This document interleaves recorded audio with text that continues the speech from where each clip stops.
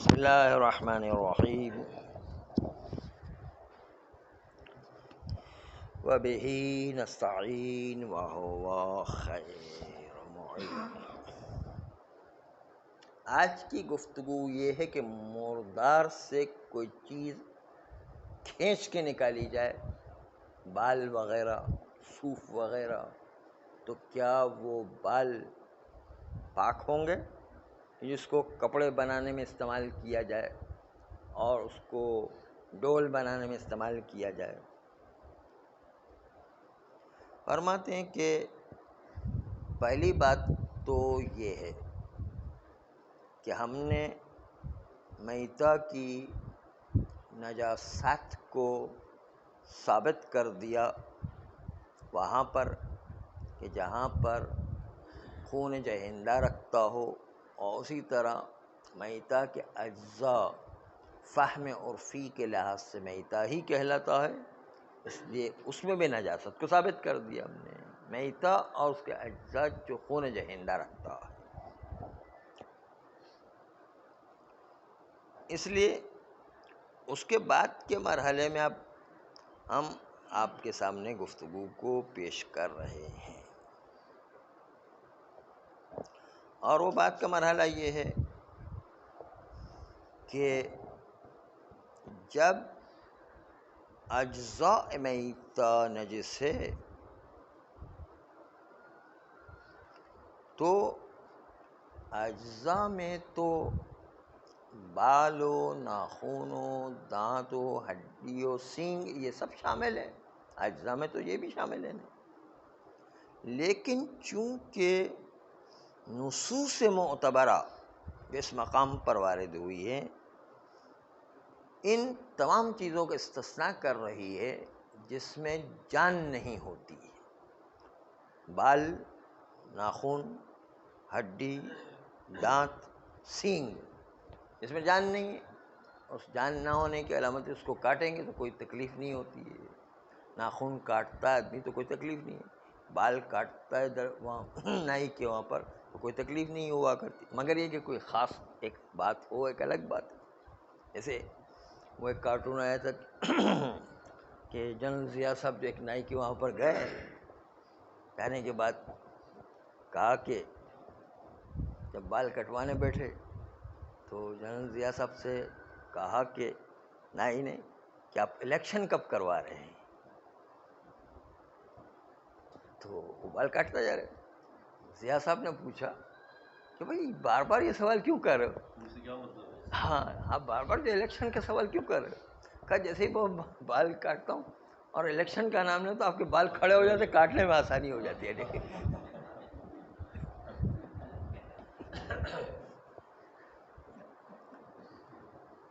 تو وہ ایک الگ بات ہے، بال کھڑے ہو جانا،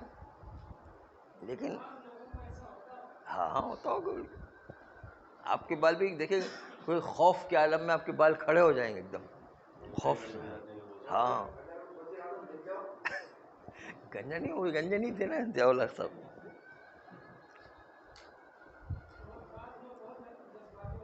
ہاں بالکل، تو ان کے بال جو اس میں کھڑے ہو جاتے تو ہوتا ہے بارہ، لیکن بارہ کاٹنے سے تکلیف نہیں ہوتی ہے نا، کیونکہ اس میں روح نہیں ہوا کرتی۔ تو ایسی روایات ہمارے پاس موجود ہے جس میں جان نہیں ہے، ان جان نہ ہونے والی اشیاء کو روایات نے کہا ہے کہ وہ پاک ہے۔ صریح روایت آئی ہے، مثلا خالی میتہ سے نہیں بلکہ غیر میتہ سے بھی آپ ان چیزوں کو کاٹیں تو اس میں چونکہ جان نہیں ہے اس لیے اس کو پاک قرار دیا گیا۔ زندگی میں بھی آپ بکرے کے بال کاٹ دیں مثلا، زندگی میں بھی اس کے خور کاٹ دیں مثلا، زندگی میں بھی جو جان نہیں ہے وہ والی چیزیں، ناخن کاٹ دیں مثلا، تو اس کو پاک مانا گیا ہے۔ چونکہ پاک مانا گیا ہے اس لیے اس سے انتفاع کرنا جائز ہے، اگرچہ کہ میتہ سے انتفاع کرنا حرام بھی مانے، پھر بھی ان چیزوں سے انتفاع اور نفع حاصل کرنا جائز ہے۔ تو شک کی بنیاد پر، وہی ابھی کہا کہ شک کی بنیاد پر استفادہ کریں گے۔ آئیے اب آپ کے سامنے روایت پیش کر رہے ہیں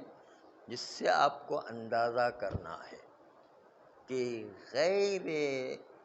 متحلہ الحیات، جس کے اندر زندگی نہیں ہوا کرتی ہے، ان کو روایات نے کیسے پاک قرار دیا ہے۔ کتے و سور کے علاوہ کی بات کریں، کتے سور کافر چونکہ عین نجس ہے، اس کی تو ہر چیز نجس ہے، باقی جو حیوانات ہوا کرتے ہیں اس کی بات ہو رہی ہے۔ خون جہندہ ففی صحیح ہے عن الحلبی عن ابی عبداللہ علیہ السلام، حلبی کی روایت ہے، صحیح روایت، قال لا بأس بالصلاة فيما كان من صوف المیتۃ، امام علیہ السلام نے فرمایا نماز پڑھنے میں کوئی حرج نہیں، وہ لباس کہ جو مردار کے صوف سے بنایا، صوف جو نرم نرم بال ہوتے ہیں اس کو صوف کہتے ہیں، اس سے بنایا گیا لباس، اس کے اندر نماز پڑھنے میں کوئی حرج نہیں ہے۔ پھر کہا ان الصوف لیس فیہ روح،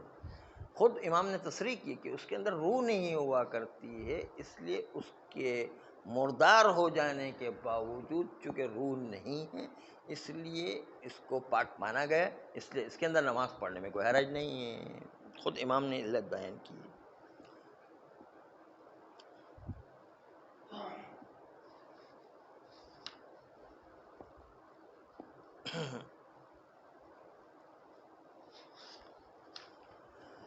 فرماتے ہیں کہ اگر یہ چیز جو ابھی ہم نے پیش کی اس کو نکالنے کے دو طریقے ہیں، یا تو انسان بال کو کاٹ کے نکالتا ہے یا انسان نوچ کے نکالتا ہے، کھینچ کے نکالتا ہے۔ کھینچ کے نکالیں گے تو اس وقت کھینچنے میں جو مردار کا جوز ہے وہ بھی بال میں لگ کے آ جاتا ہے، تو پھر کیا اس وقت بھی اس کو پاک مانیں گے یا نجس؟ کہتے ہیں یہ عارضی نجاست ہے، اس کو دھو لیا جائے یا اس کو کاٹ دیا جائے نجاست کو تو وہ ذاتی طور پر پاک ہے، عارضی طور پر نجس ہو جائے اس کو دھو کے بھی کام، اس کی گیلاٹ مردے کی گیلاٹ لگ گئی ہے تو اس کو دھو لیں، پاک کر لیں، بس تو اس میں کوئی حرج نہیں ہے کہ اگر کوئی یوں کھینچ کے نکالتا ہے جس کو نتف کہتے ہیں، کھینچ کے نکالتا ہے، نوچ کے نکالتا ہے، تو اس میں بھی اگر گیلاٹ مردار کی لگ گئی تو اس کو دھو لیں، یا اس کا گوشت چپک گیا اس کو کاٹ لیں تو پھر جو ہے وہ بال پاک ہی مانا جائے گا۔ تو ذاتی طور پر پاک ہونا عارضی نجاست کی وجہ سے کوئی معنی نہیں رکھتا کہ اس کو استعمال کیا جائے، آپ اس کو استعمال کر سکتے ہیں، اس کی نجاست کو دور کر دیں اور پھر آپ اسے استعمال کریں، کوئی حرج نہیں ہے۔ فرماتے ہیں کہ وہ قول کہ جس میں شیخ طوسی علیہ رحمہ کی طرف اس کو نسبت دیا گیا، انہوں نے کہا ہے کہ جب بھی بال کو نکالا جائے تو کاٹ کے نکالنا شرط ہے،